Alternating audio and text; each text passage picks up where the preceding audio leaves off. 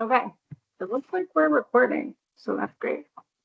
Hello everyone. I'm super cold. It's cold in here. Welcome to a meeting of Vermont's Environmental Justice Interagency Committee. Welcome everyone. If we could skip to slide 3 with the community agreements.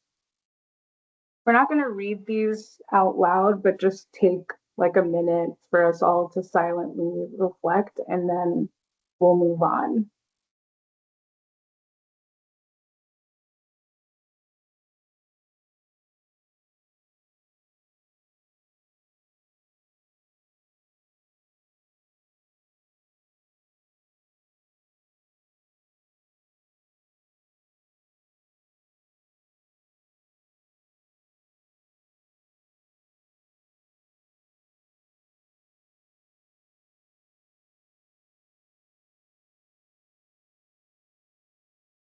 And whenever folks are done, you could just give us a thumbs up and then we'll move on. Okay, great.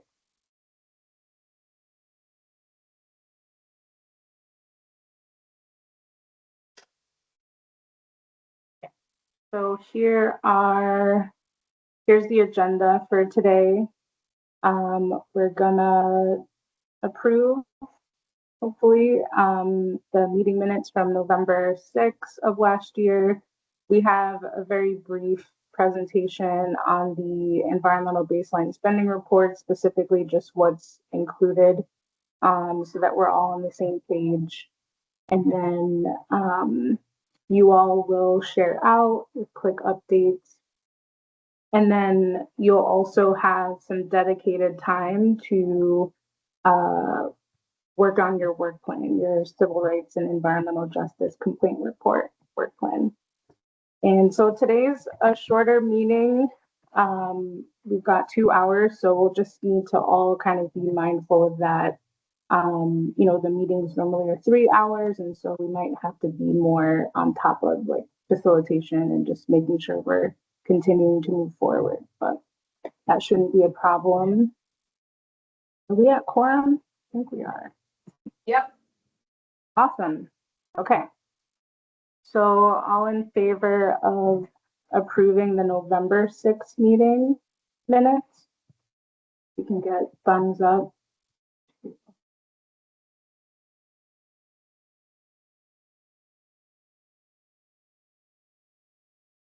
Okay, yeah, that was everyone.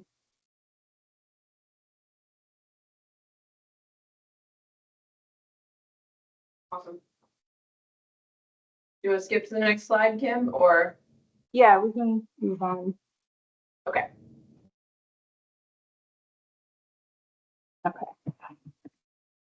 Alrighty. Okay, so here's what we're going to cover in the presentation. We're going to talk about the timelines of the important dates, the components of the baseline spending report, and then also give you an update on where we're at as well. I'm going to pass it over, or actually, yeah, this is still my slide. Okay, so due dates. So the reports are due to us on Tuesday, February 10th, 2026 by close of business. And then also they're due to the public Friday, February 13, 2026. So just a reminder on those dates. Any questions? Jenny, I see your hand. Thanks. When you have the spending reports due to the public, will that be because your team will be publishing them on the 13th, or do we have a second obligation to make our individual reports public? Yeah, you'll need to make sure they're public on your website. Thanks. Mm-hmm. And additionally, we will send the reports with the cover letter to the advisory council. And our unit will package that. Correct. And our unit will will compile your reports and all of your materials, and attach the cover letter. Yeah, we'll talk a little bit more about that in a couple minutes. Abby, I think your hand is up. Yeah, thanks. I just wanted to note that I think some of there's the narrative report, and then there's some data, and then there's some like accompanying more comprehensive data that constitutes at least our EBSR baseline report. So I'm assuming that what we're sharing with you, with the Pledge unit team, would be the narrative report that has whatever kind of like incorporated data sets in it, knowing that there's other data that would just be accessible and searchable and explorable that we would be posting on our website. Does that sound right? Well, everything. We were actually, yeah, the plan is for us to receive all of your report, including the data, the additional data sets, so that we can compile per agency and send the whole report for each agency to the advisory council. Just to clarify, Abby, you're saying that for your agency, you're compiling your rationale component, which is that written Word document, and then you have your data inventory component, and then like some more separate, perhaps more detailed data that's specifically going to be on your website. So what we're imagining, and again, maybe this is very different from what other covered agencies are thinking, is that the report is primarily a narrative report. In that narrative report, we will have some tables that include some of the critical summary information about impacts, covered programs, environmental benefits by category and by county. But there's a lot of data behind that does not fit into a table or into a chart that we would accompany, that could be emailed. And so our vision is that on our web page, the full data page via pivot tables is going to be shared, including some maps, etc., on our website. That's a very comprehensive set of information that I think would be challenging to email. Right. And it would obviously then lose its kind of like pivot table searchability if we're trying to like create a PDF of data.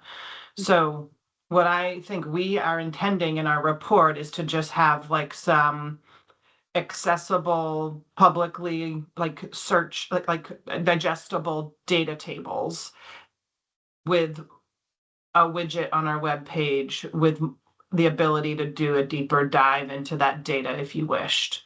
So I'm just trying to get like real clarity around what you're intending or thinking you want to send to the IAC. I'd love to direct the IAC to our webpage and sort of say like, this is where we are posting the content, check it out, see the accompanying data and information that's there, but not that we have the ability to email that all. Yes. Okay. Thank you very much for clarifying, and thanks for the question, Juliet. So what I would then recommend is a brief statement that communicates what you just shared, Abby, that we can include as part of the materials that you're going to provide us with. And then that brief statement that communicates to the advisory council and other readers that there's additional data, maps, visuals that's more detailed and for for purposes of space and formatting, you're directing and compiling that data on your website. And then we could incorporate that brief statement as part of your report. So Yeah, that I mean, it's very I can clear. imagine that brief statement in the email in which Yeah. we share our report, but like, I understood that like our task was to make the information publicly accessible. So like all of that information and context will be on our website Yeah. or the web page that we dedicate to this report. Yeah, that makes sense, Abby. That makes sense. Okay. And then what we will do is you are going to upload all of your report to your website. That's what's minimally required in statute, is that you publish your report, all of the components on your website.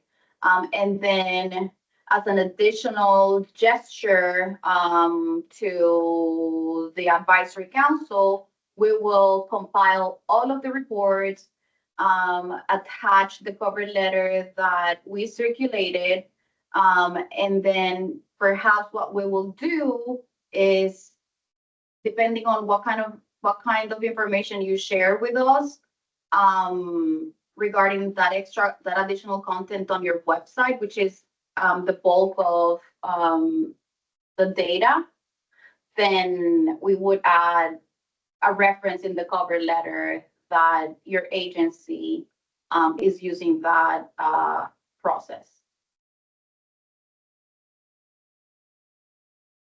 For the AC.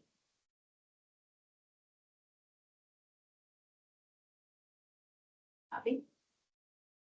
It's sort of like a larger question, but I'm curious, maybe it makes sense to kind of raise it now. I'm wondering if the CREDS unit team at ANR is thinking about creating some web pages that include like an accessible summary of the law and then would link to the various covered agencies pages as like a comprehensive a publicly accessible comprehensive access to all the work that's being done across Vermont on EJ. Kind That's of like a an homepage. Yes, that's an interesting suggestion. What we have right now is the online resource library.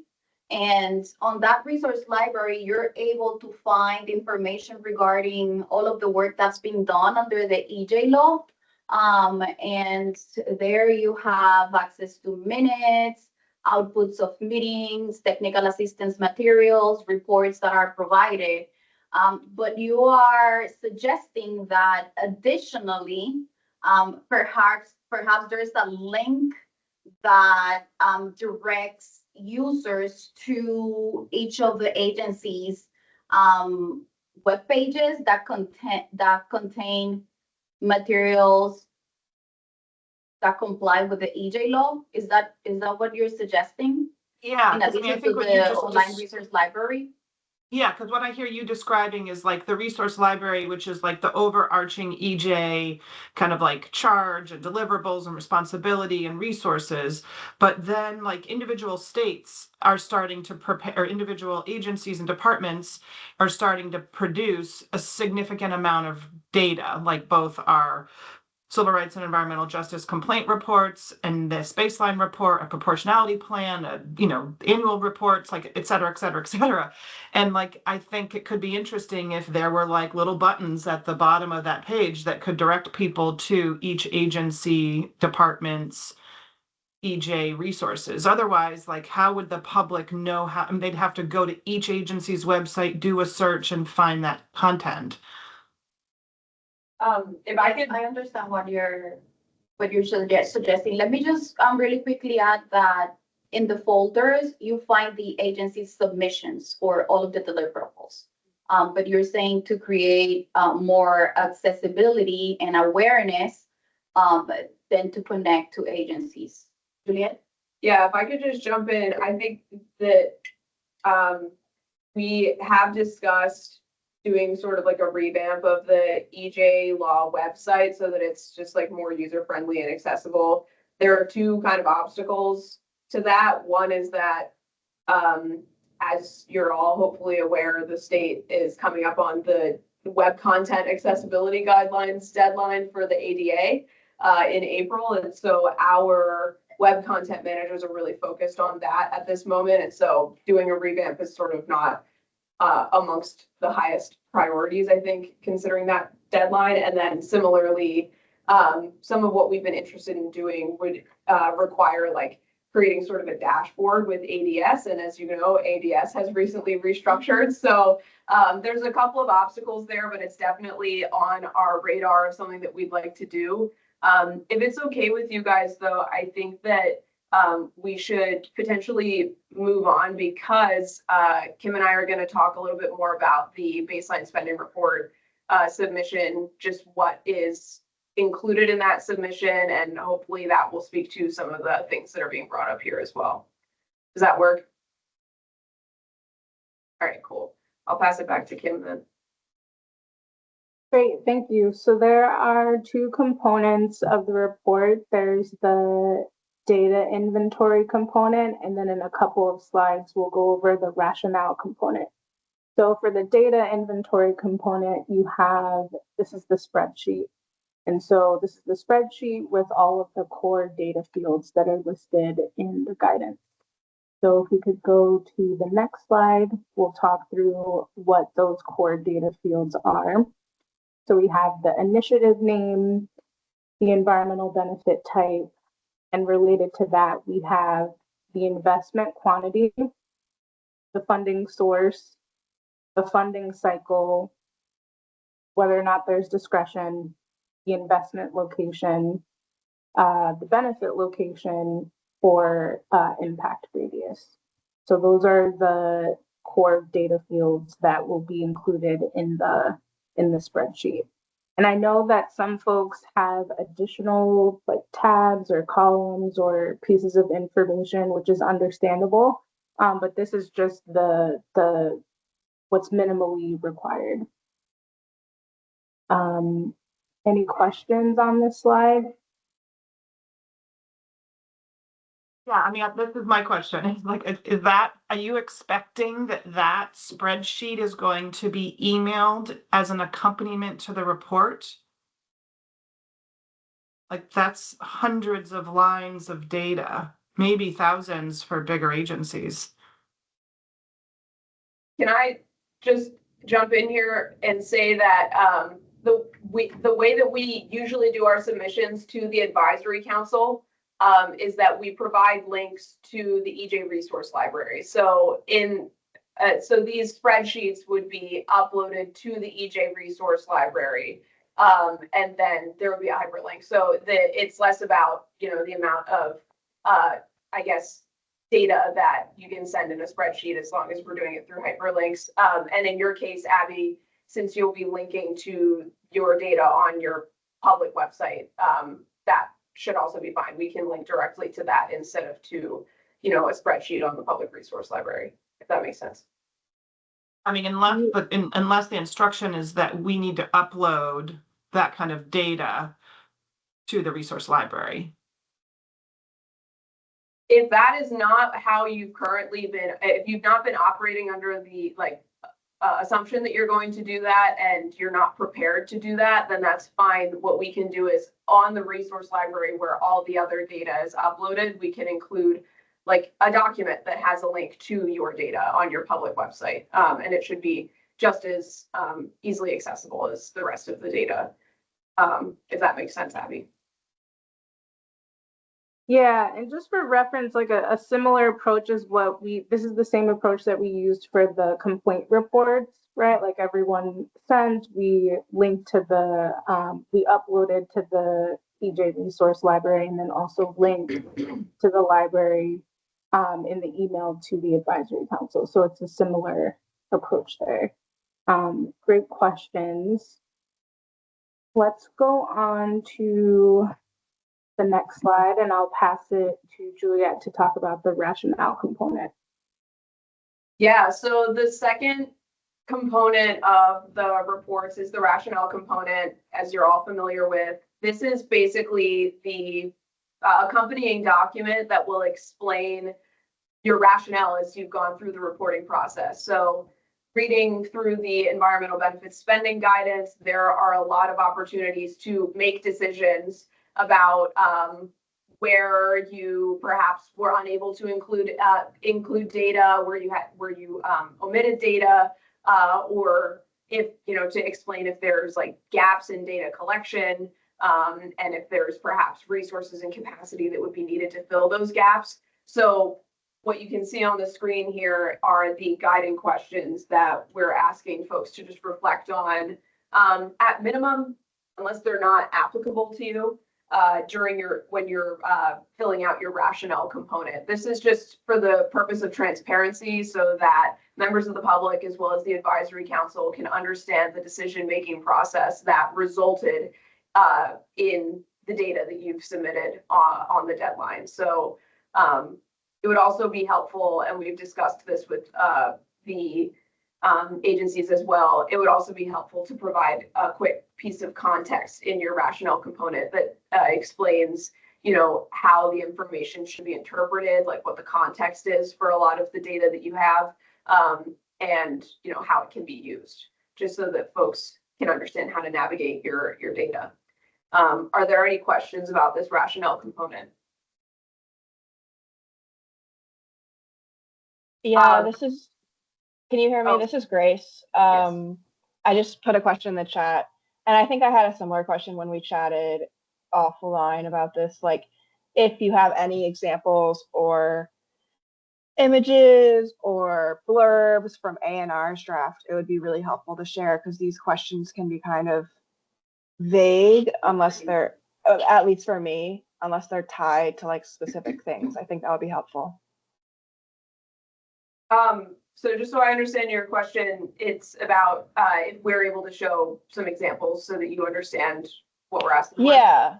Yeah, because A&R is intended to be like the template and guiding example for all the other agencies, right?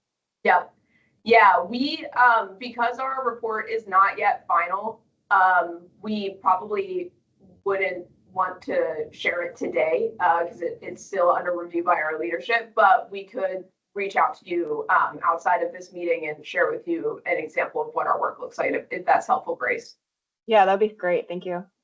Yeah, and just to kind of reiterate what Kim said at the beginning of this meeting, what we're sharing today is sort of like a recap or a summary of what hopefully you guys already know is required for this report. So I hope that none of this is new information or alarming to you as we come up on this deadline.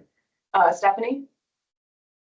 Yeah, I mean, that kind of relates to, I got a few thoughts on this. So one, I'm not direct, so my draft is done. My commissioner has reviewed it. So I'm not changing things at this point. That's not my intent. So I guess that what you just said feels important to highlight as I've already done it. So there's that.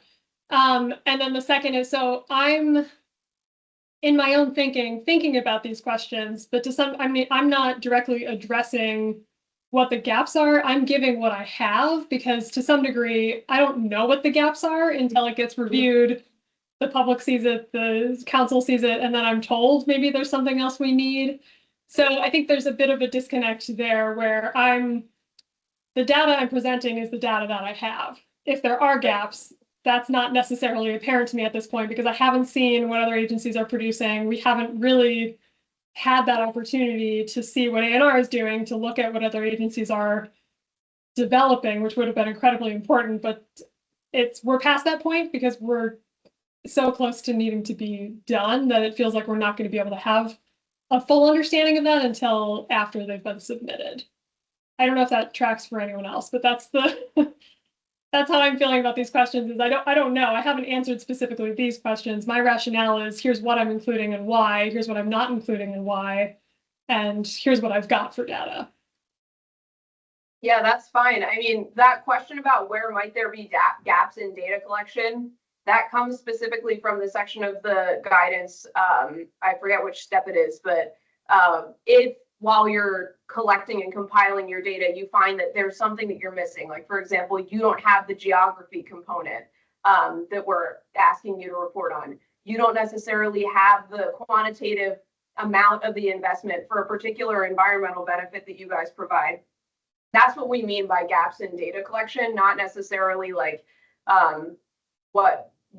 things that would become obvious throughout the reporting process, not necessarily what you're referring to, but I think from what it sounds like, you have what you're being asked to do. My understanding is that I have what I'm being asked to do. But I don't have full clarity that that's true, and I don't think I will until after. I think that's just based on this process, that's where I'm at. So I'm presenting what I've got. And I think that that's meeting the needs. I don't actually know because I haven't been able to look at anyone else's report. I don't know how, I think we're all going to be doing things very differently. And until we all have the full picture of everyone's report, it's not going to be apparent how, oh, maybe I should have done this other thing that I didn't do because we haven't been able to see each other's work. Yeah, that's an interesting observation. And if I may,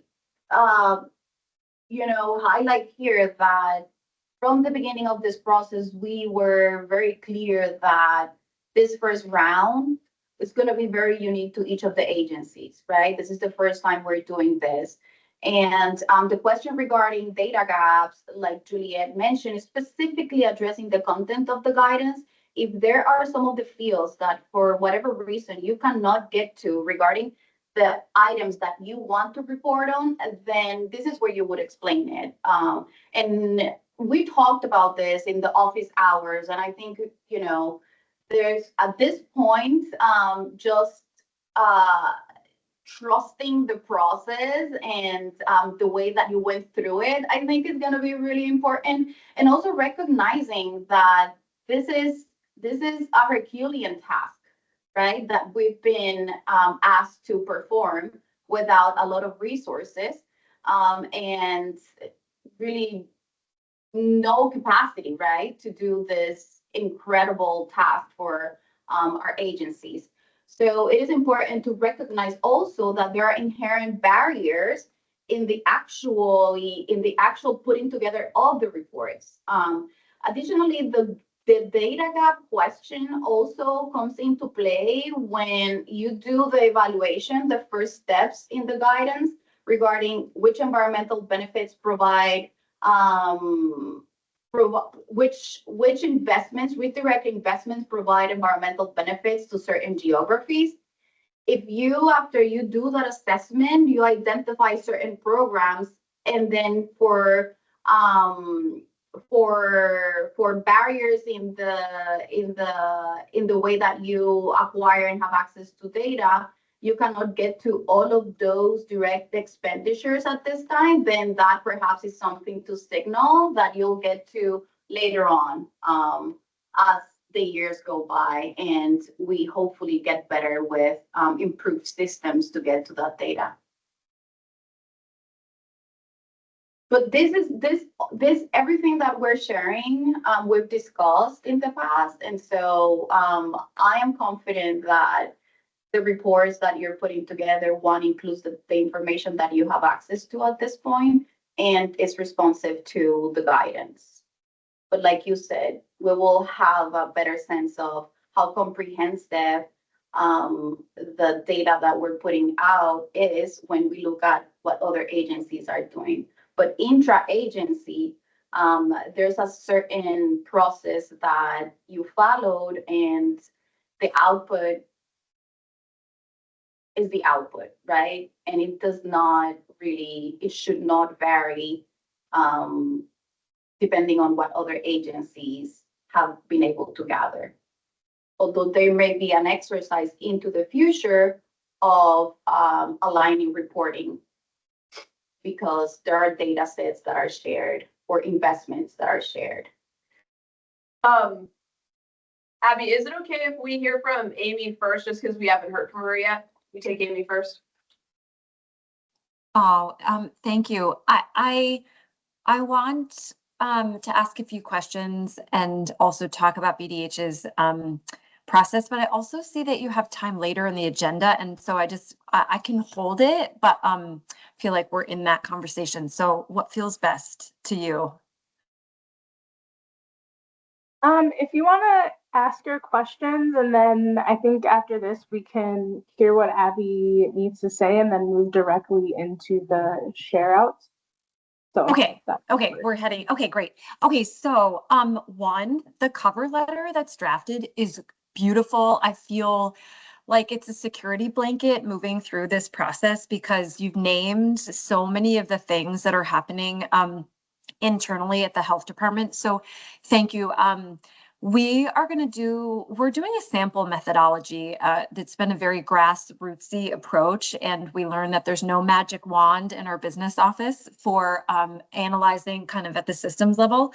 So I've been working a lot with programs and it's been so enlightening. But anyways, I don't have a spreadsheet with many lines. It's we're just kind of at the beginning process of trying to get a hold of like, what would it take to get some of these. So sample methodology is what our report is. My question is, and you might have said this, is the cover letter, will I have this cover letter and the health department's report published? Can I use this cover letter when I publish it on our website to go as a companion? Did you say that already? Or is this just the cover letter for like the advisory council? That's a great question, Amy. So the cover letter that we're working to draft, which you've also received the outline for, Kim dropped it in the chat if you haven't already taken a look. That cover letter is intended to be the cover letter for all of the covered agencies' baseline spending reports, basically tying together our collective development process, what challenges and limitations we all faced. And so just to note, we are hoping that you will provide feedback on that cover letter outline by February 2nd. I can say that again later in the meeting. But to speak to your question, Amy, I think that the cover letter is the intended audience is the advisory council and the general public to understand this is what we have done. This is what we maybe struggled with. These were our areas of success. And here's what we would like to do with these reports, right? And so if you think that there's a benefit to having that cover letter alongside your report on your website, we would encourage you to do that. I think it would be really smart. And so I'll just repeat again, when you take a look at the cover letter outline, if you have any feedback, please provide us with that feedback by February 2nd. Thank you so much. We'll do our best to include any of your feedback in the final draft. And as Abby said in the chat, I'm sure that there are agencies that have kind of unique development processes that the cover letter outline right now doesn't capture, because the cover letter outline is really just representing the general description of the reporting process based off of what was in the EBSG.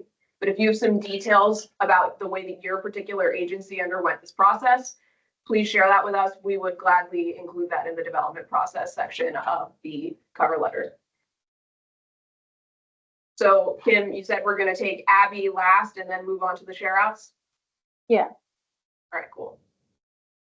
Yeah, I realize that I'll do less talking in a moment here. I just wanted to go back to the questions that were in the rationale component. I just wanted to hear what people's thoughts were about the difference between what the changes the agency can make in their data collection process and the proportionality plan that's a separate document that's due in July.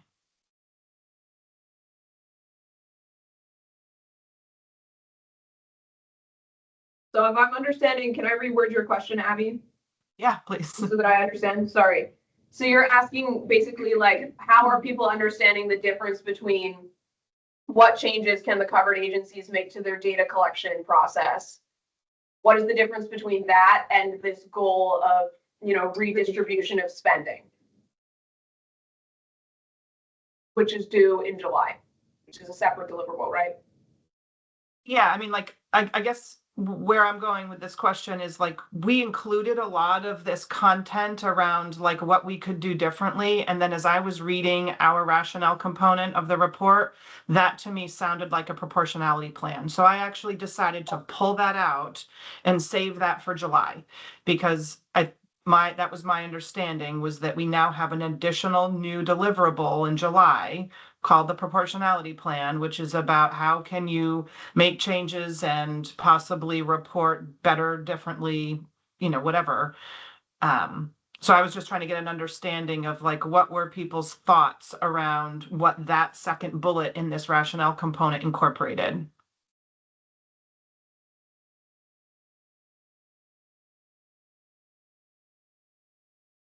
Abby, what you said, what you did makes sense. I think from our perspective, this second bullet is more about like what systems did you, utilize, and, how can you leverage those systems or change things um, internally to support any of the gaps that you had in not necessarily data itself, but access to it. Like it's from that more of that perspective and not so much touching on the proportionality piece. I don't know if that alleviates anything, but it's more. And the other thing that I wanted to say too, because I recognize that looking at these 4 bullets can feel intense if you haven't looked at the guidance in a while. And so I just want to, if there's any alarm happening right now, because you're reviewing what you did in your rationale component and you didn't follow these exact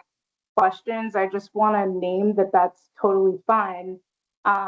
We just wanted to put, what was in the guidance here on a slide just so that everyone's on the same page. But remembering that you all decided in your agency how you would answer these questions and to what level of detail and all of that. So I just want to affirm that what you have is appropriate and works for your agency. So no worries there. I hope that clarifies. I think now it would be a good moment to maybe stop sharing our screen and then go into report outs or share outs rather. And so the main thing here, especially because we want to make sure we have enough time, these aren't going to be in-depth updates. It's really just, like, where are you in this exact moment? And some of you already answered that question. And then if you have an immediate next step, like what's the next step that you all are going to be taking? And then if you have any serious questions or concerns, come chat with us after the meeting. And I guess I'll pass it to Carla if you want to start everyone off just to share about where we're at A&R.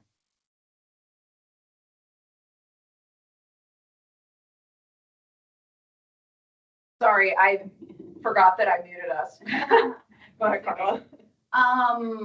So at the agency, as mentioned earlier, the Agency of Natural Resources, we're in the process of finalizing the larger A&R report. The departments, we have 3 departments. The 3 departments have finished the first round of the report. And tomorrow we are meeting with our leadership to share the content of each of the department's reports. In the process of finalizing the reports that the departments put together, we offered meetings to each of the individuals and the teams who put together these reports. And this week we will be meeting with, we will be meeting with these teams to go over the content of their rational components. And additionally, at the agency, there was a recommendation made by leadership that we include a how to read the guide, basically, like how to read the guide, like how to read the report. so that the readers have the benefit of sort of like a guide that's going to walk them through the reporting that is captured. And so that's where we are. We still have, work in front of us to do to meet the deadline. But we are steadily making incremental process to meet the deadline.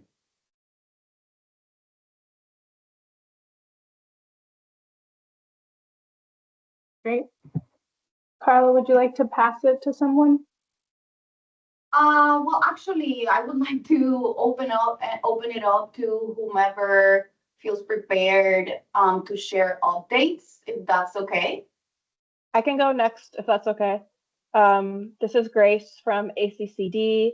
So I want to thank Abby again, excuse me, for providing the ag template, the Excel template, because that was super helpful to provide a foundation. So just major props, because I was feeling super overwhelmed. So with that, we were able to sort of present our asks to program staff a couple of weeks ago. We said, come back to us, provide your programs that you want data on, provide your environmental benefits.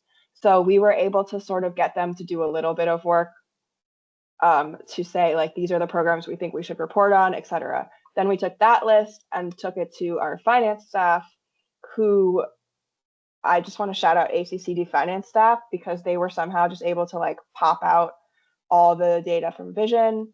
So now I'm taking that and sort of making it pretty.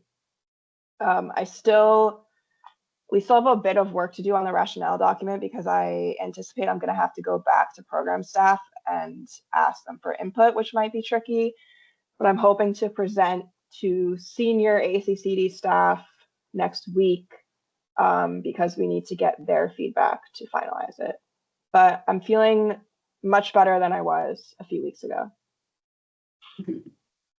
Thank you, That's Grace. great, Grace. Just wanted to say congratulations. I know that it took a long, like, you've been steadily at this, and I feel like more of what you were navigating is how to bring folks along and develop a team. And so I think you did really good. Like, once you were able to get folks on the same page, helping folks execute, that does speak to you and how hard you've been working as well to understand this ask even months ago. So yeah, good I job. appreciate that. Thank you.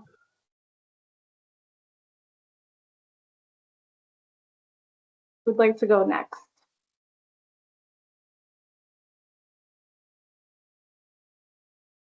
Go ahead, Janet. So Jenny and I have met on, I think, at least 2 occasions with Carla to discuss our report and the specific sort of challenges that our program faces in trying to make this relevant, because we as a program don't have spending that, I mean, 90% of our spending is just to pay our staff, and the rest to, buy supplies and various operations that we undertake in a sort of administrative way. So Carla's been very helpful, and we have a draft, and I think we're going to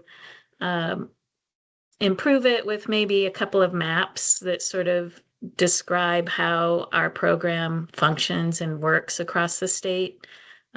We are both a permitting program and now a new responsibility or authority that the program has is to approve regional plans. So I'm going to add a couple of maps that sort of explain what those, well, certainly what the permitting program districts around the state, what that looks like. But then in terms of the regional plan approvals, I'll probably show an example of a future land use map and the categories of future land uses that are depicted that have implications for our program, but also for environmental benefits and burdens. I mean, they're not direct. So again, I think ours is more sort of an explanation of what the Act 250 program is and what the regional plan mapping entails. But that we really have very little discretionary or direct spending. In the future, we will have, for instance, some spending for community engagement, and maybe we will have some decisions that we can make in terms of where we direct that particular spending. But right now, we don't have spending that we can report. So, sorry. Okay. Any questions on our approach?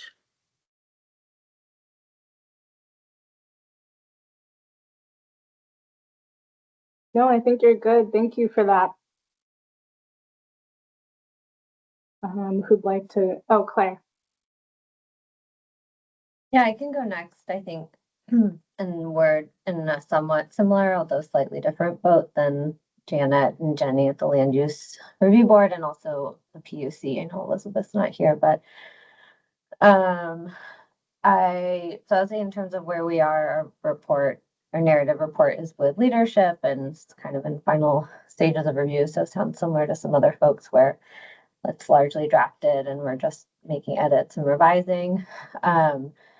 We do not, similar to Land Use Reward, have a data inventory component because when we were going through the program inventory, we determined that none of our programs that we do run really qualified for inclusion in like a baseline. The Department of Public Service does not typically run a lot of public facing programs or initiatives. We're largely a regulatory or planning agency, with the exception of times when there have been kind of large buckets of federal funding where we occasionally do have programs. So our narrative report, somewhat similar to what Janet was describing, does go into the process we took to come to the conclusion that we would just be writing a narrative report and not including a quantitative component. Our functions as an agency, how it's relatively unusual for us to have a lot of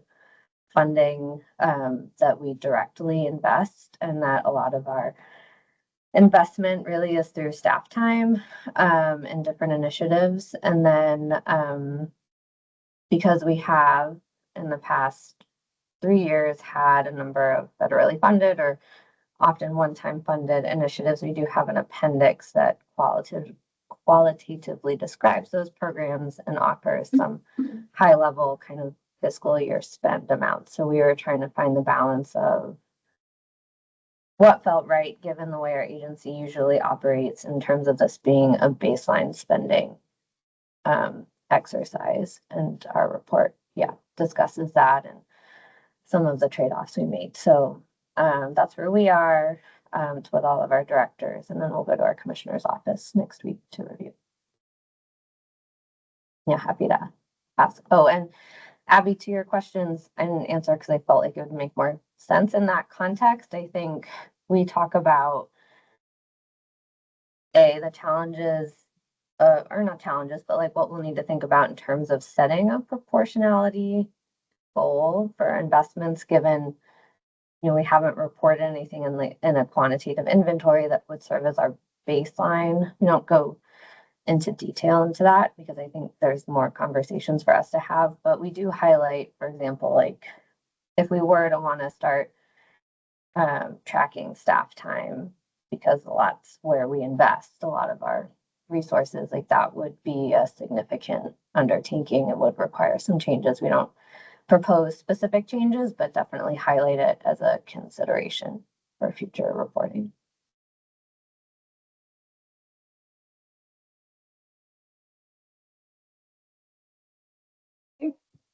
I'm happy to have Ag go next. Does anyone else have their hand up? Okay. Thanks for responding to that question, Claire. That sounds aligned with what we did as well in this rationale component. So for ag, food, and markets, just like for big picture context, like we started meeting as a EBSR subcommittee in our agency in June. And it's taken us that long to work on this deliverable. So we don't have a final report, or we have a final like data set. We've had that since maybe late November, early December. But actually feeling like a big portion of our time has been spent on drafting a report that is accessible and clear to the public to describe like, what the heck is this thing? Like, what is all this data, and what did we do, and what was our process, and what does this mean, and where did this information come from, and like, why would you take the time to read this? And we've probably had 4 staff that have been like redirected a portion of their scope to work on this for a portion of the last month and a half. To be able to do, to make sure that it's an accessible document, to make sure that like we're speaking in plain language, that we're like sharing the process that can be accessible to the public. And the complement to that is then like, well, we don't have a web page that's dedicated to environmental justice at our agency. So it's like, okay, so now we actually have to build an outline for web page development that includes how is this information going to be displayed on a website. And so that's been the effort of the last couple of weeks, is sort of like working with the same committee and a few members to kind of like outline like what the website would be, with that same objective of like, what is this? What is Act 154 of 2022? Like, or whenever it was, like, what does this mean? Like, what was this deliverable? And how does this kind of like fit into the collective charge of the legislation? And so I would say we're probably like 95% complete with our kind of rationale component, the narrative report. And, similar space with now our web content development to kind of post the report, some of the data, and then really wanted to have like pivot tables, because we weren't able, based on the number of the volume of investments, we were not able to in the report capture the investments by town, because that would be like 2,000 lines over the 3-year baseline reporting period. And so we kind of aggregated it up to county level, but then we wanted to make that like real searchable and accessible to the public if they wanted to do a pivot table of like, they were only interested in this program in this county, or this fiscal year in this program. So then that's the content that will be available on, or one of the examples of data search that can be available on our webpage. Our leadership looked at the content in early December that we had drafted at that point, and sort of like gave us a really positive kind of thumbs up and generous support for the work. It has to go back to them as a final version next week, as well as sort of like what the framing for the web page will look like, since that's really the public facing site. And yeah, happening at the same time as the, ADA accessibility process that we're doing for all of our web information. So yeah, I think feeling pretty good about where we're at. Really grateful for a whole committee and team of folks that have dedicated part of their time to work on this. from our business office to some of our data folks, and then more recently pulling in our communications director who does our website. Huge lift for a lot of people. But I think it's a final report and kind of like data piece that we're proud of. Good job. This is great. This is great. And I would like to share with you all that what seemed to be so far away when we started doing the work here at the agency over a year ago, it's taken us that long to wrap our heads around the deliverable and to have conversations with you all regarding where you are and the work products that have been put together to get us to where we are is very rewarding. It is very rewarding. And I am, very proud to find myself doing this work alongside all of you for your good faith efforts. And like I mentioned earlier, the Herculean task that it is to rally overburdened staff, understaffed agencies to put these reports together in the manner that you have all done. So thank you very much.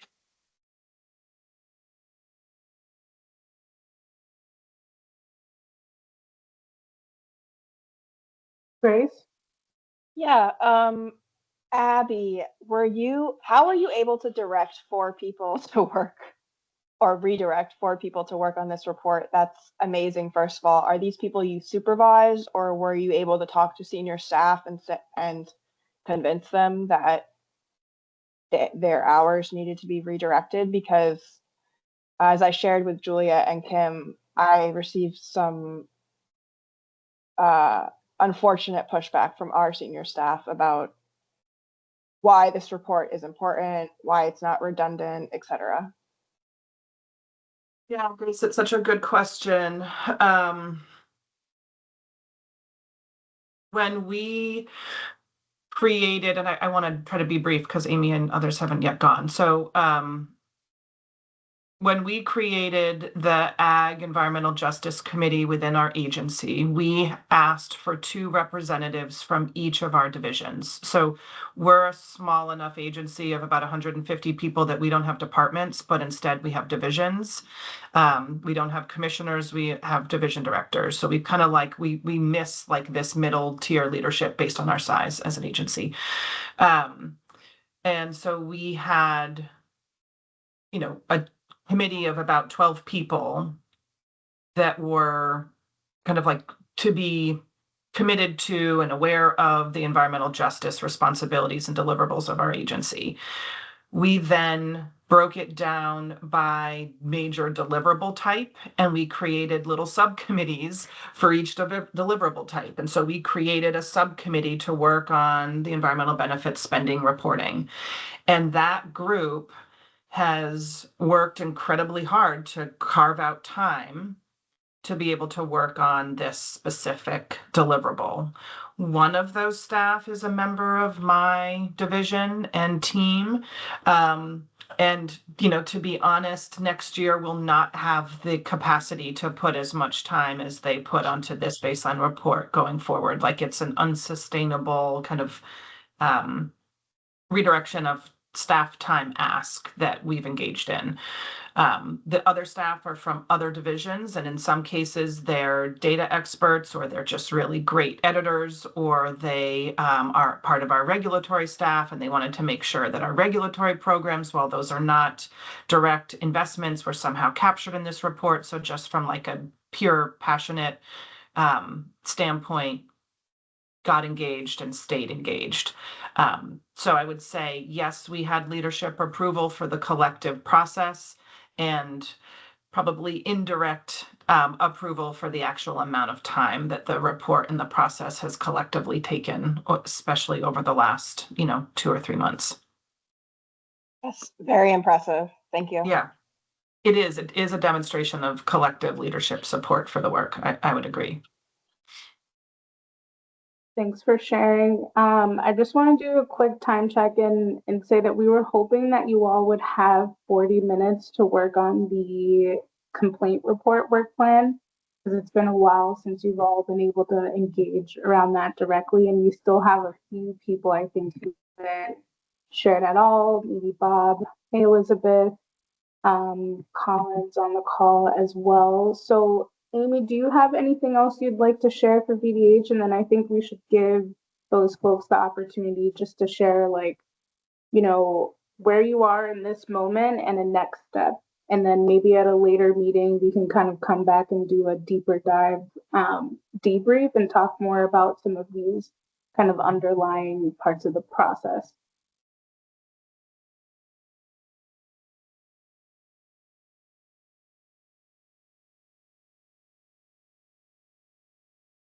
I'm trying to think if there's anything additive at this moment to share about VDH's process. I'm still drafting. It's not with leadership. I've been involved in a lot of just like meeting with programs and our learning so much from our individual programs, and both learning that that's where the information is, and it would take a lot of time to gather that information, and that a lot of our work is wrapped up in FTEs, which is a much different analysis process. Luckily, we do have an EJ site that we can post to, so it is just going to be a transparent report. Out of 120 programs, we had about 40 do the inventory, and I'm just going to pull a couple to show an example of what an analysis might look like. But it's still very much a work in progress. So that's all from us. Thank you. Thanks, Amy. Good job.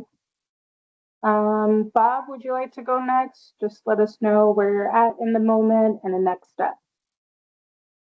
Sure, I'll be very brief. The report's done, the financial analysis is done. It's been approved by leadership. It's in the hands of the comms team, and they're working on incorporating the spreadsheet into a table in the Word document report, and then just looking how they're going to put it up on our website. So I would say we're pretty set.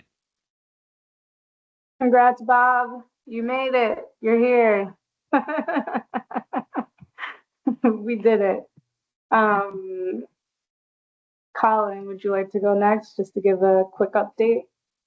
Sure, I can hop in. So we have had a draft done for a little while. We shared it with kind of our leadership contact anyway.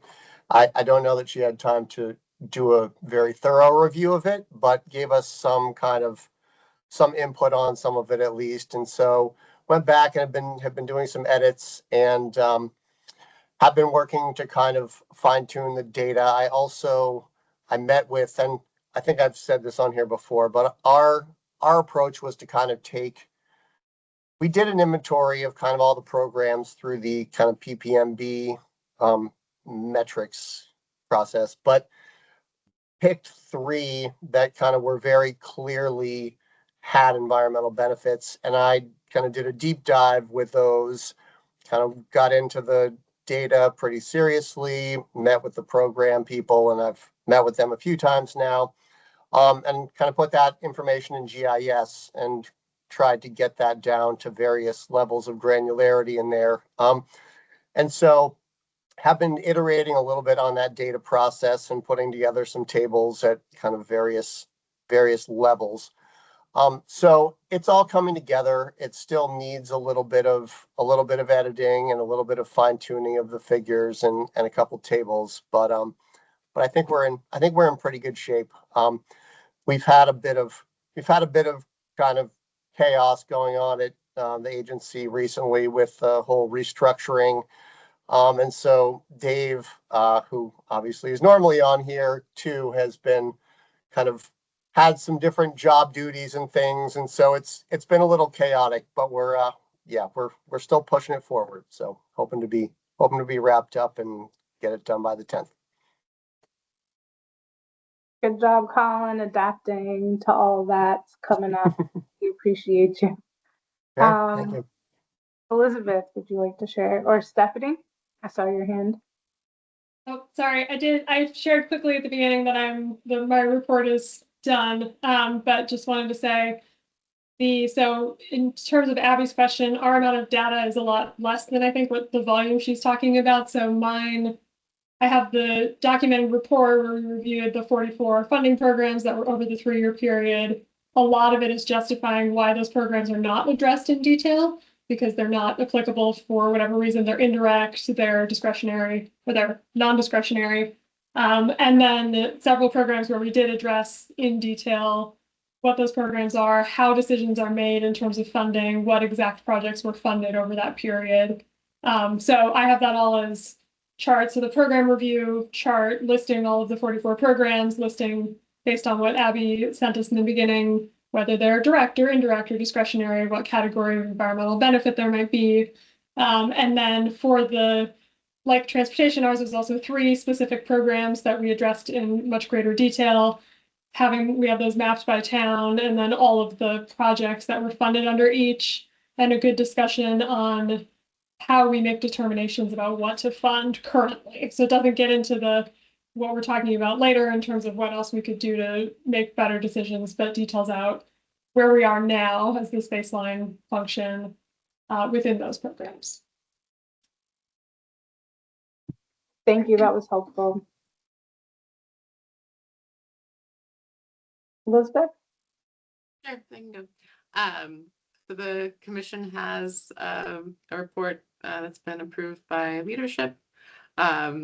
Like the land use review board, we don't have direct or indirect spending to report on, but we have reported on 2 areas of utility spending that we regulate, where we have data where it's applicable to residential customers, and we can show the spending for customers with low income as well as like the general public. So we've got that report. And I don't know, would it be helpful, Land Use Review Board, for us to share our report with you? Would it be helpful for us to share with you, Elizabeth? Well, you had shared like an early version of your report. I don't know if there have been significant changes to yours. Not significant. Carla just sort of helped us identify where we could elaborate on, certain aspects of our programming that help explain why we don't have anything to report. So it's basically going to be a couple pages. Yep. And I'm going to add a couple of maps that show our district structure across the state, and which is different from us. And an example of what a future land use map looks like. So but yeah, we're happy to share it with you. I think the earlier version that you shared was sufficient, and okay. Okay, great. Congrats everyone for the progress. It's 11:15. There are no members of the public on the call, so we're not going to break for public comment, but we'll take a 5-minute break and come back at 11:20 and then go into your unfacilitated working session. So we'll see you at 11:20.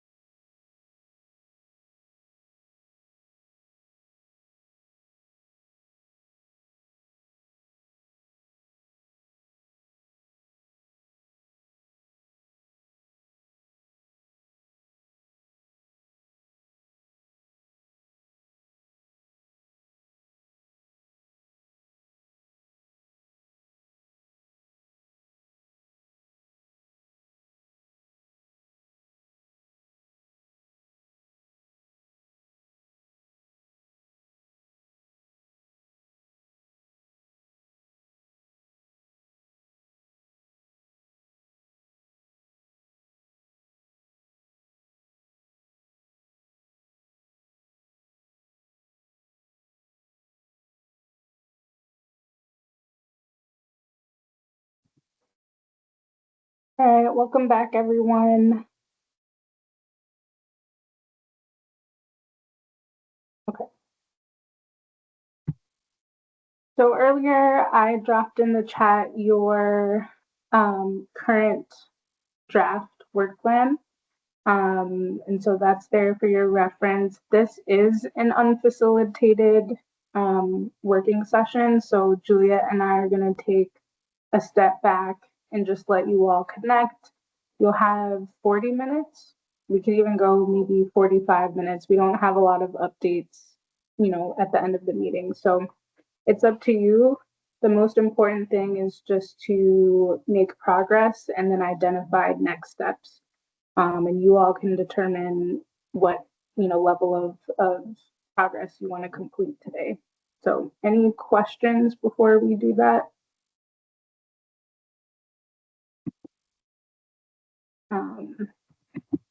Okay.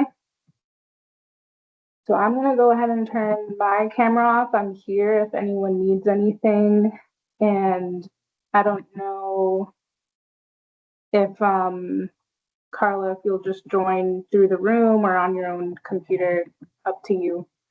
But yeah, enjoy. Let us know if you need anything. Maybe putting the document on the chat, Kim? Yep, the document's on the chat. Oh, okay. Sorry, I don't have it open on my computer.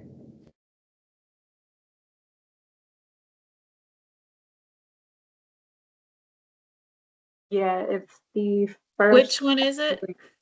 It's the very first link. It's the PDF of the work plan. Do you need me to? I can put it in the chat. Got it. All right.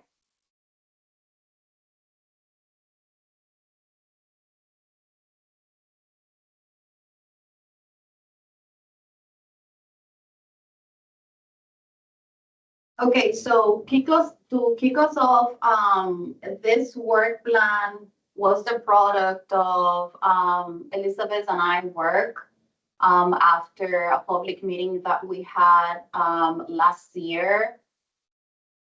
I was going to try to recall which meeting it was, and I have it on my notes, but we met last year and discussed our response to the Civil Rights and Environmental Justice complaint reports, especially the first response that we received from the Advisory Council 2 years ago, which they focused their attention on developing a central intake system for environmental justice complaints and civil rights.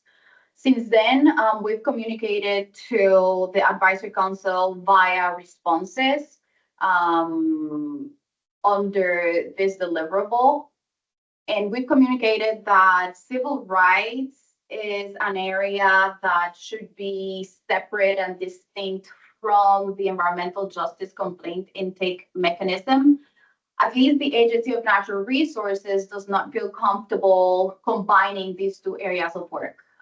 We've developed a very robust civil rights intake system as per our grievance procedure and investigation manual. And I think that resonated with the Advisory Council.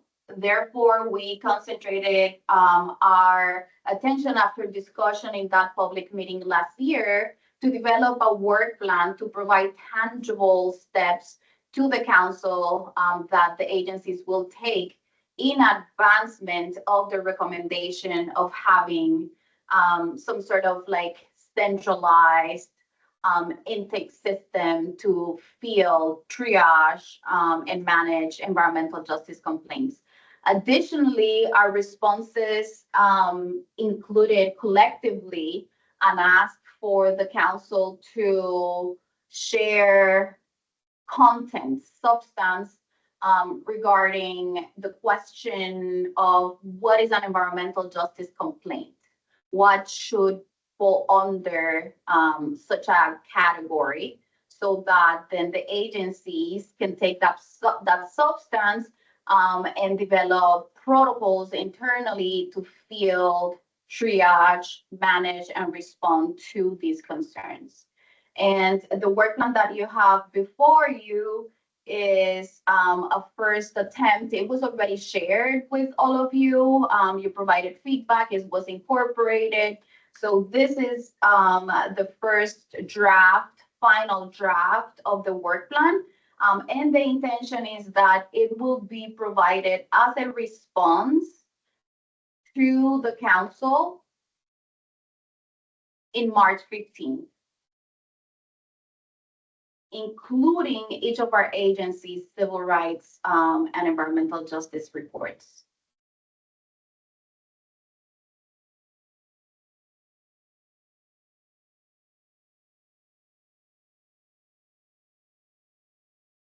I Hello, ask a Susanna. question? Yes. Do you anticipate funding needs for this work plan? And how do you anticipate getting the funding if you do anticipate funding needs? It looks like a lot of it, like it doesn't look like something that, you know, a consultant needs to be hired to help with necessarily. If those of us from the covered agencies that have the capacity can work on this. But what do you think, Carla? Yes, I'm thinking specifically for phase 4. And something to note is that the work plan does not have a specific timeline attached to it. That is for all of us to discuss and get to consensus around. But specifically, phase 4 is where I envision needing some financial support in order to take this to that intended goal, which is capturing everything in a repository online. Before then, you know, there's work that needs to get done in terms of advocating. And the way that I envision, and we've talked as a collective of doing that, is activating the advisory council so that they can advocate before the legislative body to secure resources for us to be able to implement and advance their recommendations. So this will definitely require very intentional coordination with the advisory council.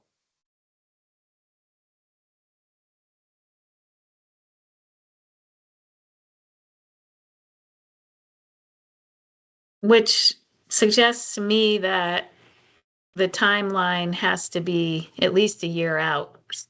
At least. Because we have no time to lobby the legislature now. So yeah.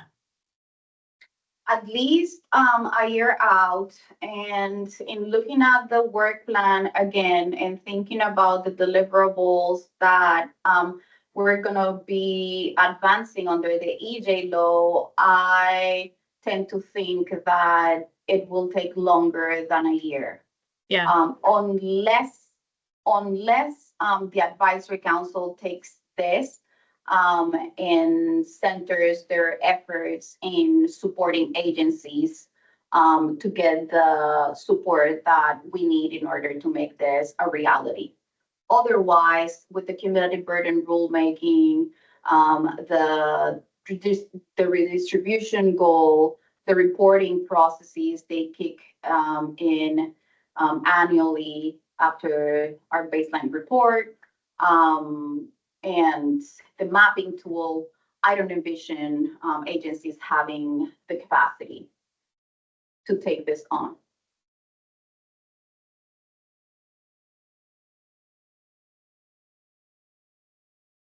There.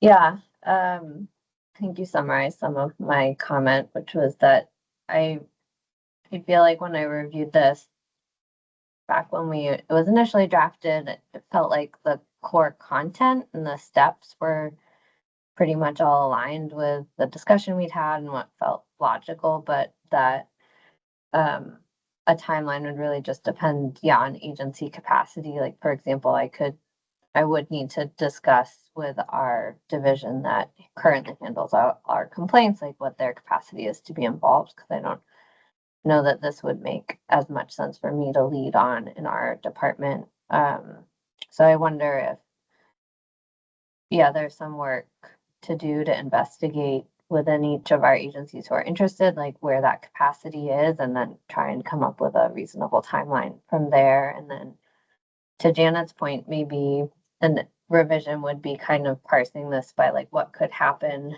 absent additional funding requests, although we could obviously all use more funding and staff, but then what would need to wait for like an investment of funds to like build or design something. And then I just wanted to say, I agree there's a role for the advisory council in helping us to advocate for that funding, but to me, that advocacy really feels like the work of state government and the agencies to say, you know, these are our processes, and based on this advisory council who we work in collaboration with, these are the deficiencies that we've identified, and we are in need of this money. And I think we could go with partners to the legislature with that ask, but I do feel pretty strongly that that feels like our work to lead on.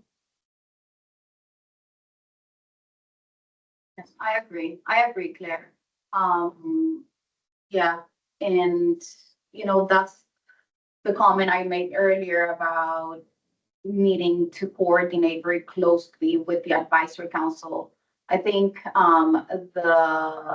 the ability or the potential for a successful lobbying campaign really depends on how good we are at coordinating and working together with the advisory council. I feel strongly that, you know, agencies requesting support to do work recommended by the advisory council in abstraction or in absence of the council themselves to communicate the importance of this work may not put us in the best situation possible. So this will definitely, from my vantage point, require a concerted approach by both agencies and the advisory council. Additionally, we also should be mindful that there are other deliverables under the EJ law that need funding. So then we need to take the implementation of the law as a comprehensive unit and then identify and prioritize where the needs are so that we can, in this thinking about how are we going to move forward with the implementation of the EJ law, we are also strategic in the ask. And therefore, that's why I believe that this one action in particular, although our role is important, it'll become yet more important for the council to be strongly engaged with this process of lobbying for support for the realization of this intake mechanism.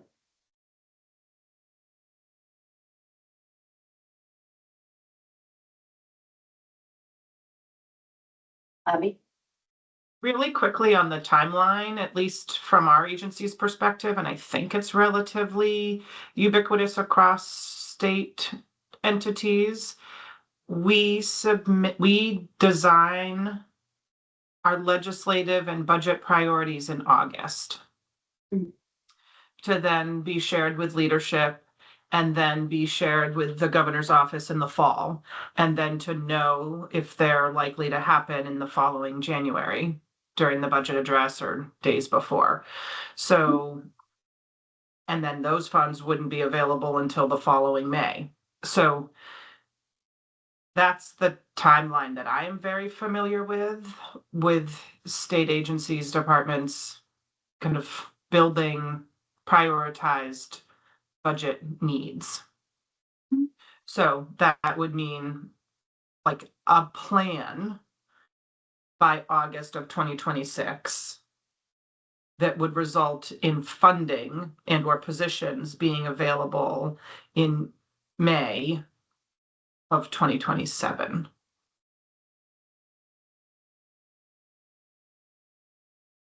Well, or we could push it out a year, which is probably more realistic from a capacity perspective, as we say.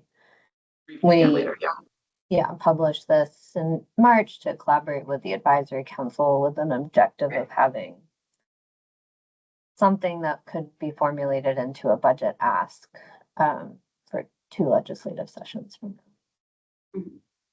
If we determined that a budget ask was needed to move forward with the work, which is a likely outcome.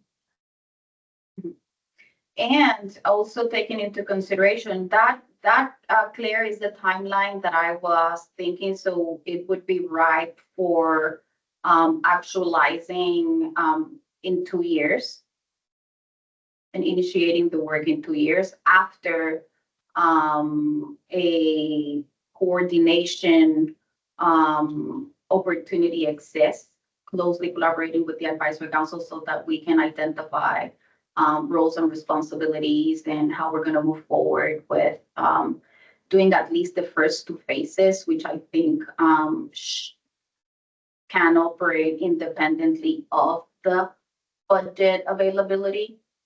But what I was going to mention is that contemporaneous to this conversation that we're having, there are conversations, as you know, because some of you filled out the survey of creating pairs.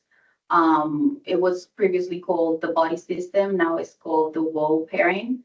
And this is like 2 things, sort of like an ask for folks who did not fill out the survey. If you're interested in pairing with an advisory council member, please let us know. We're actively creating those pairs right now. So let us know. And that this is an area where I think it would be extremely beneficial to work closely with advisory council members. So in thinking into the future, which is really what we're trying to get us in the habit of, is employing foresight and thinking ahead into the future, it would be really good to have established relationships with advisory council members so that there's the synergy there to engage in a strategic partnership with them so that we can be more successful at budgetary asks that we've been in the past.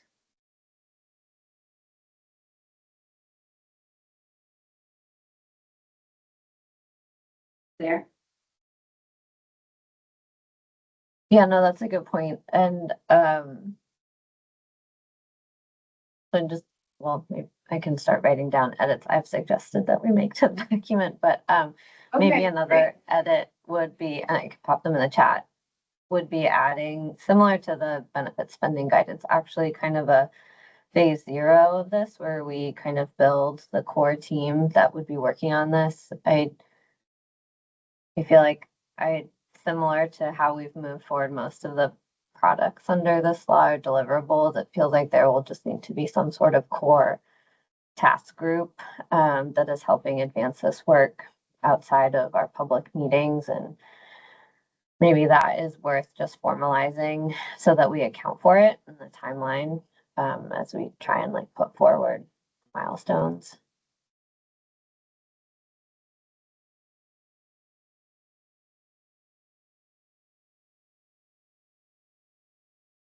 Yes, that makes sense. I am interested in hearing what others have to say regarding the creation of a working group or a subgroup. I also want to call to your attention that there are other deliverables in the agency within the EJ law that may also benefit from such an approach.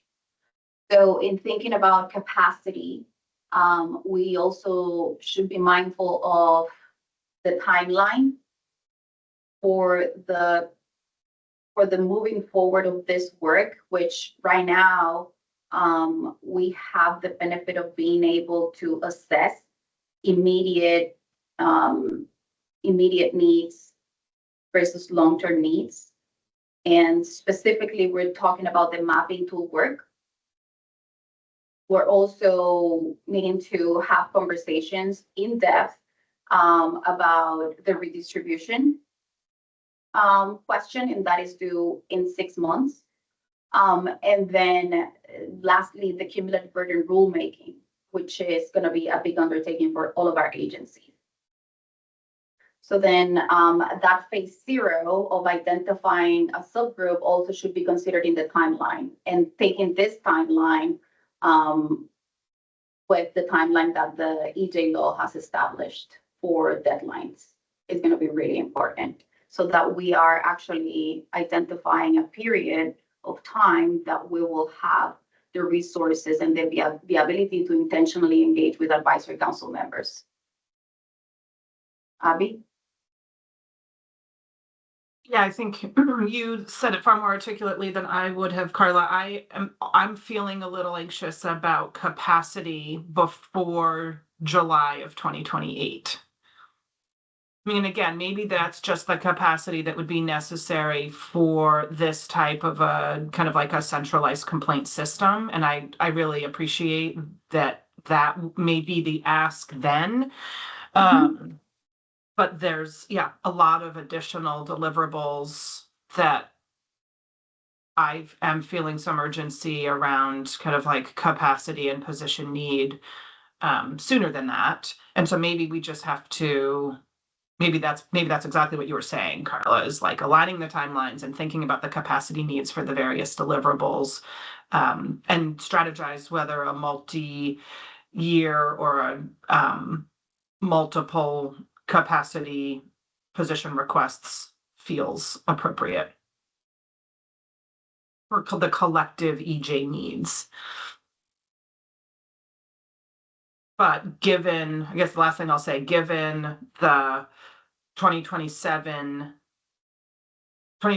and 2027 deliverables of action reporting, cumulative environmental burden rulemaking, the EJ mapping tool, and the community engagement plans, I think it would be wise to push this centralized complaint process past those dates, which I think aligns with the timeline that you and Claire were articulating of, have a clear capacity need and position request by August of 2027 to have them be available for July 1 of 28.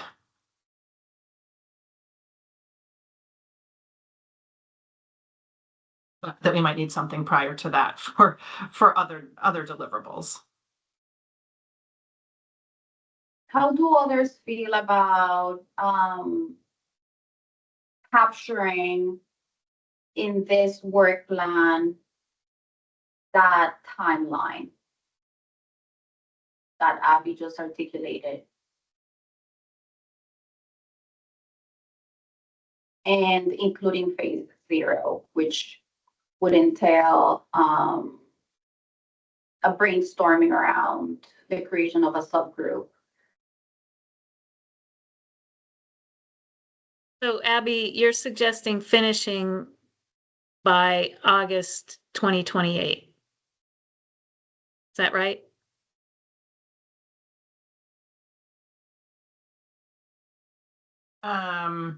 Actually, I was thinking August of 2027. But yeah, August of 2027, Abby, to articulate a budget need, right? To have that articulated, discussed, fleshed out, which would then entail sort of like that connection with the advisory council, creating those relationships and strategy, and then internal agency work by 2027. I have my thoughts, but I would like to hear what you all have to say.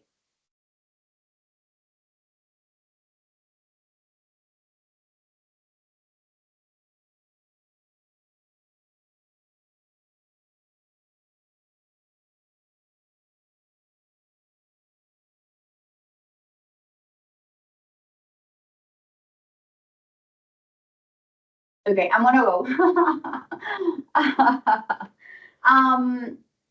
So the 2028 to me seems very ambitious.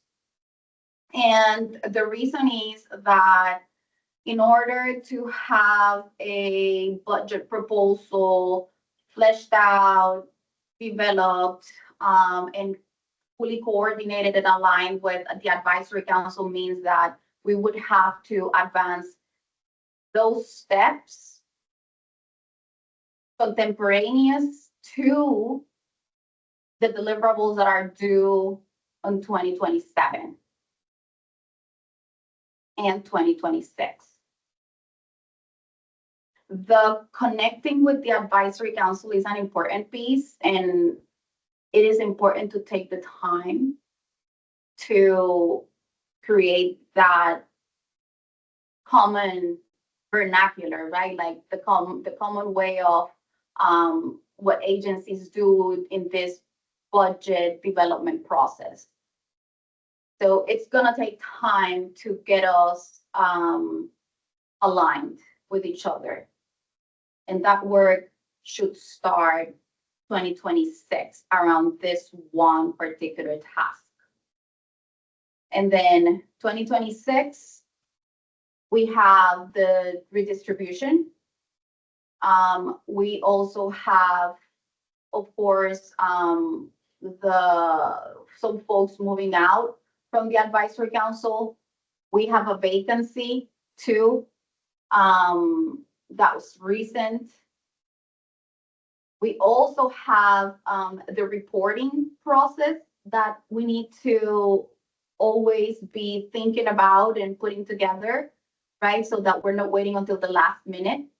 Then we have the cumulative burden rulemaking that will entail from agencies a robust scoping exercise internally to your agency to ascertain potential impacts of cumulative burden rule.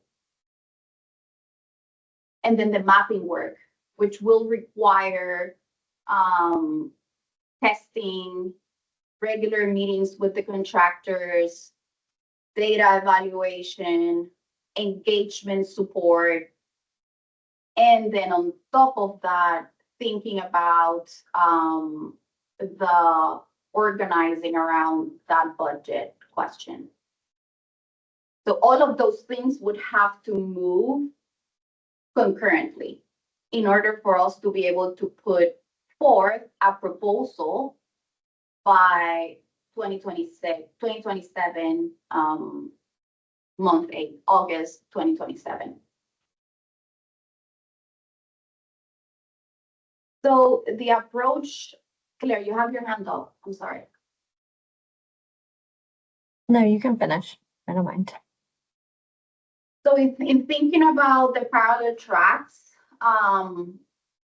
what Claire suggested makes, operationally a lot of sense. Identifying the deliverables and subgroups that can support that work, and then allowing ourselves a timeline for this organizing around this work plan and the creation of the intake mechanism that takes us to a proposal, like a budget proposal for August 2028.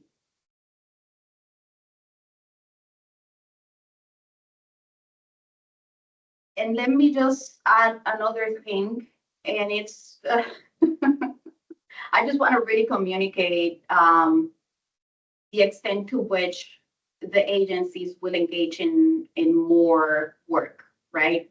Under the EJ law, and is that the law asks that the agencies look inward to processes and rules and temper those in attention to the rulemaking on cumulative burden. So that is an additional exercise that will require capacity and resources from the agency, or from our agencies. That does not mean that we could start with phase one, like in 2027.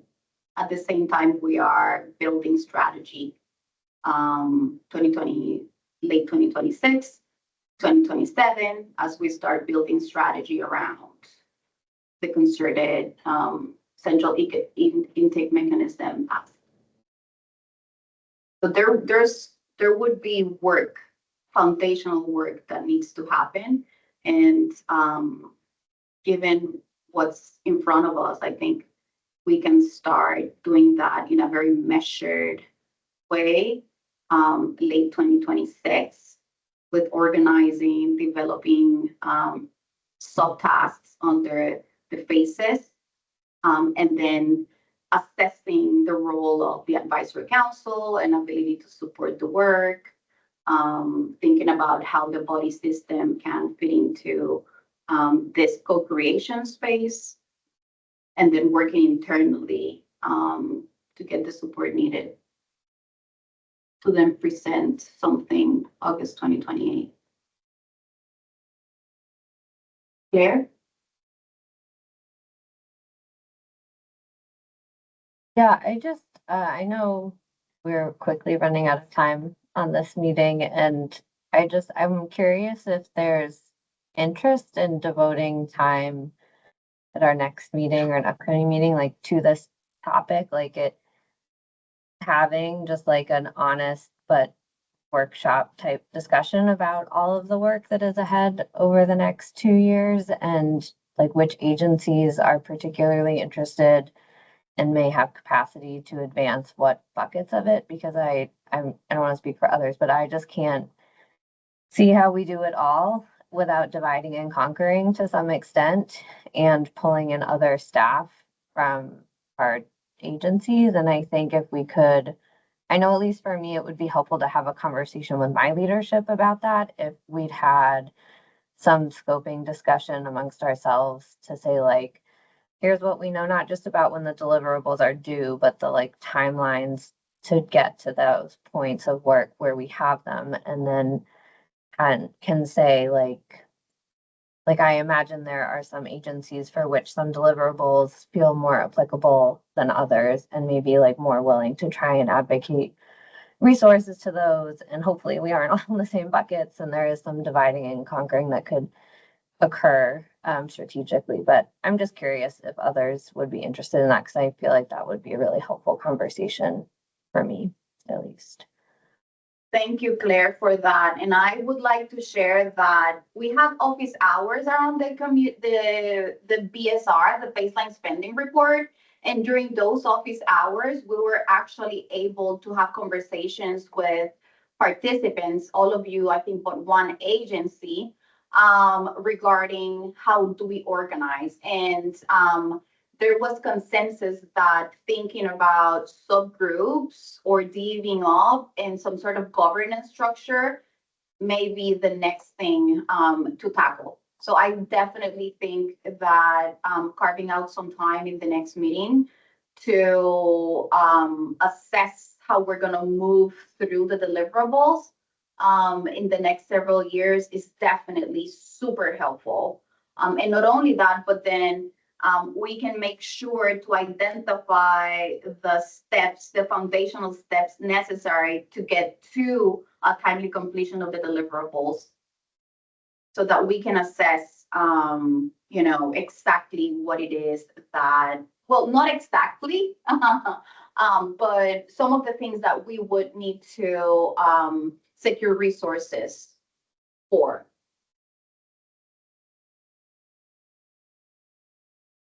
Okay, so it sounds like the next step here is to discuss this at the next IAC meeting, correct? Yes, and this is specifically the organizing the IAC around deliverables to help inform how we're going to move through the deliverables that are coming up in the next 2 years. But in terms of the work plan, yeah, sorry. In terms of the work plan, Kim, I think the consideration is whether to include it or not in our response, in our report to the advisory council. And I think there's still conversation pending around that. Kim? Okay, so that's a decision that'll need to get made. Right. Okay, so we can check in on that again. It's 11:56. We just have a couple of updates. I don't know, Juliet, we don't need the slide if you want to share a couple of them. And then Carla, I think there's one quick one that you have on office hours, I believe. And we can just end the meeting there. Yep. Thanks, Kim. I'll try and keep it brief. And if there are any questions about any of these updates, please feel free to reach out to us with questions over email since we're closing out in a couple minutes here. But the first update we wanted to talk about was the mapping tool. As you guys are aware, we have sort of a dual track process for the mapping tool project. One is the community engagement work that will inform the data in the tool, and the other is the GIS work, which will develop the tool. So just a quick update about the community engagement process. As you all know, we released an RFP for a community engagement contractor last year and received 10 bids. There is a selection committee that exists that includes Stephanie from this group, our unit, as well as Trey from the advisory council and Mariana from the advisory council. That selection committee recently had a final meeting that identified some questions for basically the two contractors we felt were most adept for this project. And so those contractors provided responses to those follow-up questions. And we met with one contractor on their responses thus far. We're still waiting for, full feedback from the selection committee on those responses. So that's the update on that process. For the GIS process, we finalized the draft statement of work with ADS and shared it with Stone Environmental. And we're currently discussing internally how to address their questions. Stone Environmental has a couple of questions pertaining to their contract, and so we'll be re-engaging with them as soon as possible. So those are the updates on the mapping tool. That was a lot. So I'm going to take a breather. And if there are any questions, please, again, you can reach out to us over email. The other update we wanted to provide is pertaining to the community engagement plan process.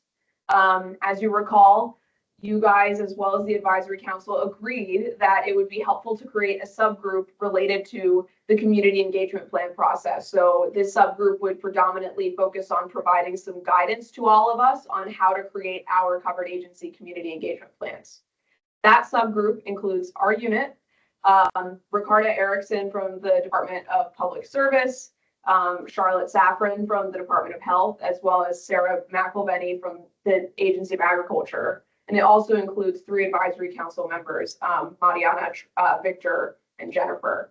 That subgroup met for the first time, I believe, maybe 2 weeks ago, and will meet again this upcoming Friday. We're really just getting our footing and trying to figure out what the trajectory will be for this work, for this group, so that we can all work together towards the same goal with the same sort of collective timeline.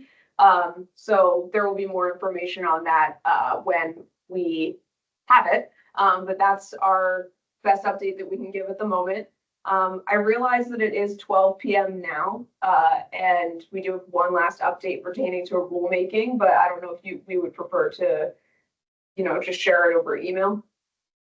Yeah, we can share it over email just so we don't keep folks past 12. Yeah, that's fine. That works. Okay. Thank you, everyone. Great meeting. We'll see you next time. Thank you. Yeah, Bye. thank Thanks all. you. Bye.